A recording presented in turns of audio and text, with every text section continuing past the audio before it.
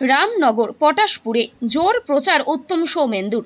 মঙ্গলবার দিনভর রামনগর বিধানসভা এলাকায় প্রচার করেন কাঁথি লোকসভা কেন্দ্রের তৃণমূলের প্রার্থী উত্তম বারিক। অন্যদিকে এদিন পটাশপুর বিধানসভা এলাকায় নিজের প্রচার পর্ব সারেন বিজেপি প্রার্থী সৌমেন্দু অধিকারী।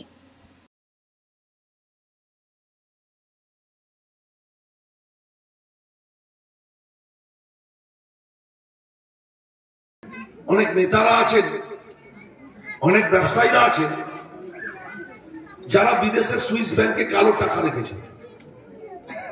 সে টাকার অ্যামাউন্ট কত জানেন? আমি 6 মাসের মধ্যে সেই টাকাটা ফেরত আনবো।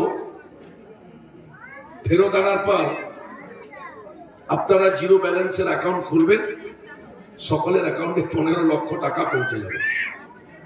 কি উচ্ছ্বাস, কি উন্মাদনা!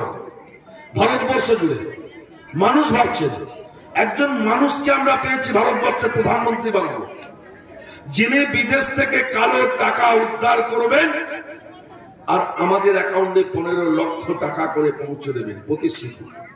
প্রতিশ্রুতি দিলেন, मैं ना खाऊंगा और नहीं खाने दूंगा, मैं ना खाऊंगा और नहीं खाने दूंगा।